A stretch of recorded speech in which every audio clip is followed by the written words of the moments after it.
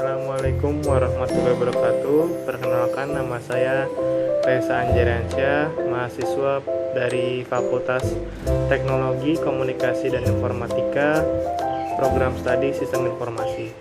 Pada kesempatan kali ini saya akan membuat video tentang rangkuman materi pertemuan 1 sampai dengan 15 dengan mata kuliah Rekayasa Perangkat Lunak Sistem Informasi dengan dosen pengampu Dr.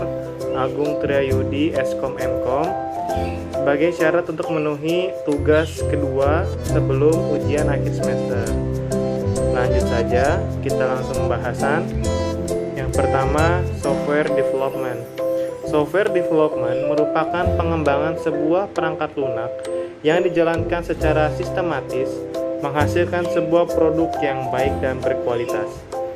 Nah, jadi ada jenis-jenis software software. Nah, yang pertama ada software market. Nah, di software market ada terbagi menjadi dua lagi, software generik dan software pesanan. Software generik merupakan perangkat lunak standar yang diproduksi oleh perusahaan pengembang dan dijual pada pasar terbuka ke siapapun yang bisa membelinya, atau shrink wrap ya. Untuk yang kedua, software pesanan, yaitu perangkat lunak yang dikembangkan khusus dan disesuaikan dengan kebutuhan pelanggan. Itu yang masuk ke software market. Nah, ada juga software platform. Jadi software platform ini seperti software system, real time, bisnis, teknik dan ilmu pengetahuan, tertanam, komputer personal, kecerdasan buatan, dan mobile. Nah, untuk ada juga software lisensi. Jadi software lisensi ini terbagi menjadi dua lagi, seperti software market. Yang pertama, proprietary software. Jadi software yang source code-nya tertutup dan didistribusikan dengan suatu format lisensi yang membatasi pihak lain untuk menggunakan, memperbanyak dan modifikasi. Itu yang proprietary-nya. Nah, kalau yang open source software ini kebalikan dari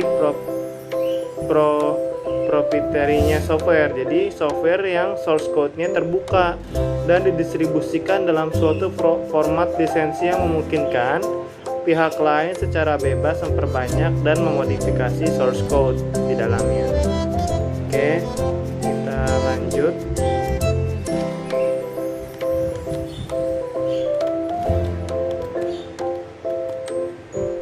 Nah, yang selanjutnya, jadi ada peran perangkat lunak ya. Peran perangkat lunak itu ada 4, antara lain menggantikan peran manusia. Jadi dengan suatu otomasi terhadap suatu tugas atau proses. Yang kedua, memperkuat peran manusia dengan membantu manusia mengerjakan suatu hal atau tugas atau proses lebih baik dan tertata. Yang ketiga, restrukturasi peran manusia dengan melakukan perubahan-perubahan terhadap sekumpulan tugas atau proses. Dan yang terakhir, hiburan dan permainan dengan menyajikan aplikasi interaktif hiburan yang semakin dekat dengan kenyataan. Nah, selanjutnya, mitos atau fakta tentang software. Jadi, dari sudut pandang sisi klien, sebuah mitos yang pertama, sebuah pernyataan umum dari tujuan cukup untuk mendapatkan selanjutnya, isian secara rinci dilakukan kemudian. Nah, faktanya, definisi yang tidak rinci di awal requirement atau kebutuhan adalah penyebab utama kegagalan atau keterlambatan perangkat lunak. Yang kedua, mitos di sisi klien, kebutuhan proyek terus bertambah, tetapi perubahan dengan mudah diakomodasi karena software fleksibel. Faktanya, biaya dari perubahan untuk perangkat lunak untuk memperbaiki suatu kesalahan meningkat karena dramatis pada tahap selanjutnya dari kehidupan software. Nah, Dari sisi developer, mitosnya yang pertama, setelah program ditulis dan bekerja, pekerjaan pengembangan selesai. Faktanya 50% sampai dengan 70% dari usaha pengeluaran program terjadi setelah dikirim ke pelanggan. Yang kedua, sampai program berjalan, tidak ada cara untuk menilai kualitas. Faktanya, review software dapat lebih efektif dalam menemukan kesalahan daripada pengujian untuk kelas-kelas tertentu yang memiliki kesalahan. Nah, lanjut. Dari sisi manajemen, mitosnya ada buku standar sehingga perangkat lunak yang dikembangkan akan memuaskan. Faktanya, buku mungkin ada, tetapi mereka biasanya tidak up to date dan tidak digunakan. Yang kedua, komputer dan kakas atau tools perangkat lunak yang tersedia sudah cukup.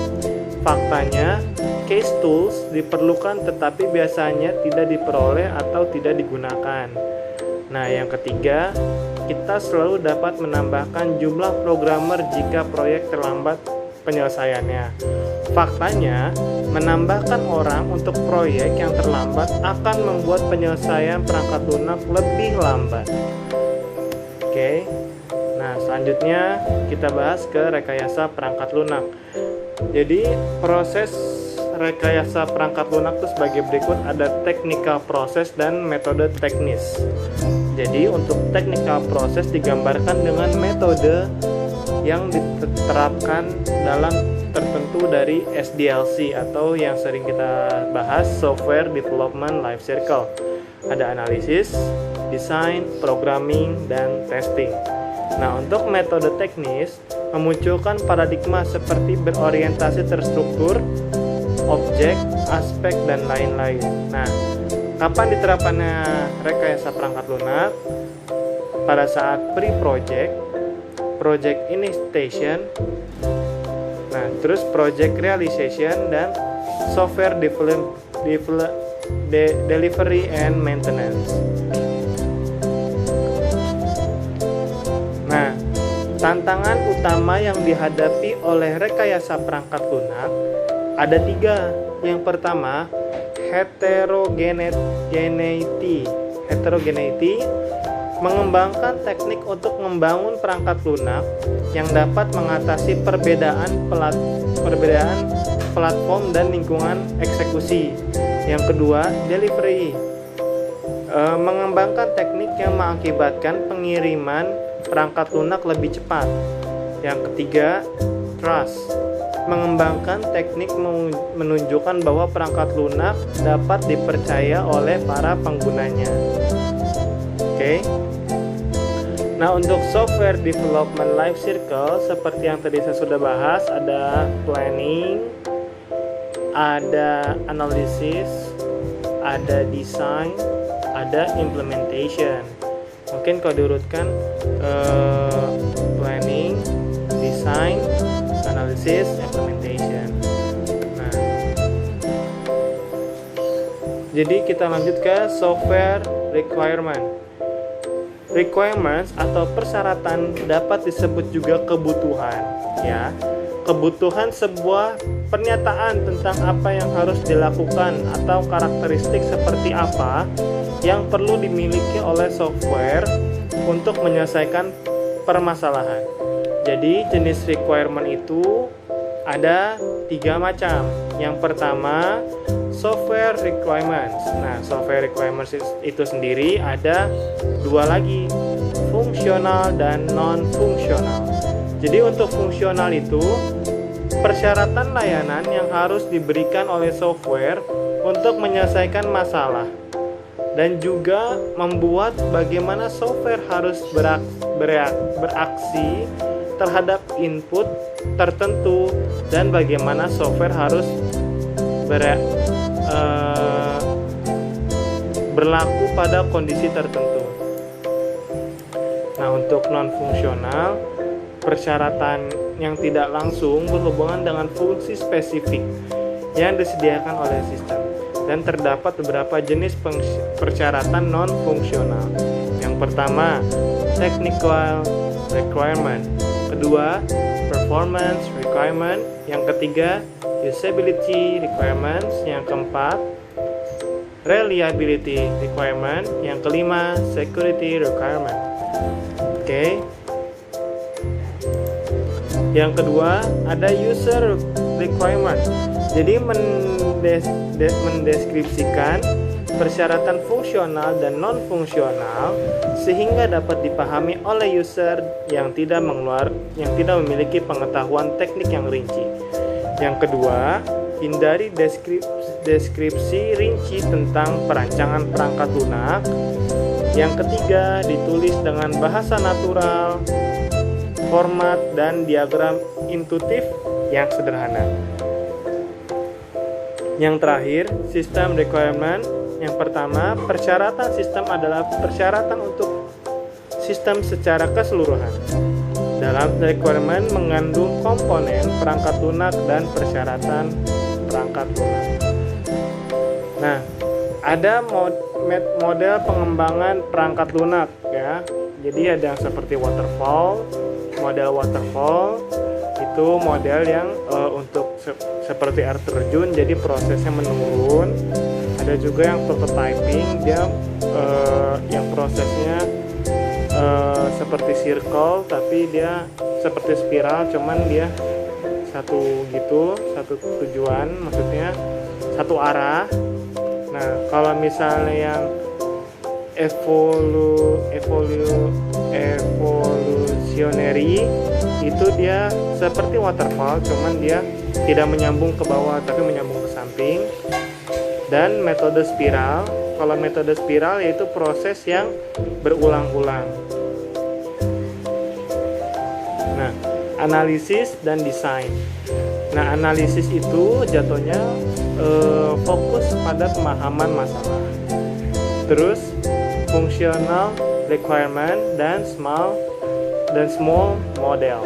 Nah, kalau di desain fokus pada pemahaman solusi, non-functional requirement, large model, dan mendekati kode nyatanya.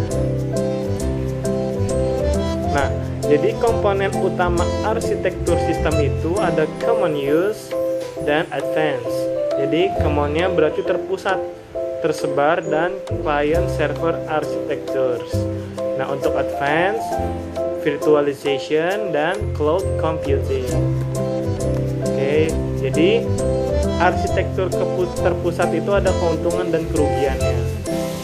Nah, untuk keuntungannya ya, instalasi lebih aman, kontrolnya aman, biaya pemeliharaan lebih murah, lebih mudah dalam membuat perencanaan strategis, lebih mudah melakukan pelatihan, hardware dan software sudah distandarisasi sehingga lebih mudah dalam pemeliharaan. Untuk kerugiannya, jika satu masalah, maka semua akan terkena dampaknya, kurang fleksibel. Yang kedua, sistem yang dibuat secara global tidak spesifik sehingga kebutuhan masing-masing bagian. Yang ketiga, pemrosesan di mainframe lebih lama atau traffic padat. Yang terakhir, jika ingin merubah subsistem maka akan berdampak ke seluruh sistem, kurang bisa di customize ya. Nah, arsitektur tersebar pun sama, ada keuntungan dan kerugiannya. Arsitektur tersebar keuntungannya biaya pengembangan sistem lebih hemat karena pembuatan sistem lebih spesifik dalam kebutuhan bisnis. Bagian sistem informasi lebih agresif dan dalam menganalisis kebutuhan sistem. Nah, untuk kerugiannya dalam melakukan tugas akan terjadi kemubaziran karena tidak sesuai dalam menyediakan perangkat lunak. Pengontrolan lebih sulit untuk dilakukan dan dimungkinkan akan terjadi kekacauan dalam sistem komputer. Nah, selanjutnya ada software maintenance. Jadi software maintenance adalah aktivitas perubahan atau modifikasi perangkat lunak setelah perangkat lunak digunakan atau after the delivery of software ya. Alasan dibutuhkan pemeliharaan yaitu satu, memperbaiki kesalahan, yang kedua meningkatkan desain, peningkatan implementasi, ada interaksi antar muka dengan perangkat lain, contoh mengakses API, yang selanjutnya ada perubahan perangkat keras sehingga perangkat lunak perlu menyesuaikan, dan yang terakhir migrasi perangkat lunak atau perangkat lunak sebelumnya dirubah. Nah, jadi tujuannya untuk memperbaiki kesalahan dan meningkatkan kinerja dengan tetap mempertahankan integritas perangkat lunak tersebut. Nah, selanjutnya ada SQM, Software Quality Management. Adalah kumpulan dari semua proses memastikan bahwa produk perangkat lunak, layanan dan implementasi memenuhi kualitas perangkat lunak yang sesuai tujuan organisasi dan mencapai kepuasan pemangku kepentingan atau stakeholder. Nah, penentuan standar kualitas akan digunakan mendefinisikan sasaran kualitas tertentu dan memperkirakan upaya dan jadwal keseluruhan aktivitas terkait software quality. Nah, jadi ada namanya capability Maturity Model Integration atau CMMI ya. Jadi yang ada 5 level ya di CMMI ini. Level 1 initial, tanpa prosedur dan planning tidak konsisten. Level 2 repeatable, ada manajemen jaminan kualitas, prosedur, individual performance tanpa model formal. Yang level ketiga define, proses terdefinisi dan mengarah ke perbaikan proses secara kualitatif. Yang keempat, level 4, manage, perbaikan dan prediksi proses secara kuantitatif. Dan yang kelima, optimizing, memperbaiki proses secara berkesinambungan, inovatif, direncanakan, dianggarkan, dan integral dalam proses organisasi. Nah, Software Configuration Management atau SCM adalah seperangkat disiplin atau studi dalam bidang manajemen dalam proses rekayasa perangkat lunak untuk mengembangkan baseline ya. SCM ini mencakup disiplin dan teknik menginisiasi atau memulai, mengevaluasi dan mengendalikan perubahan pada produk perangkat lunak selama dan setelah proses rekayasa perangkat lunak. Dan yang terakhir,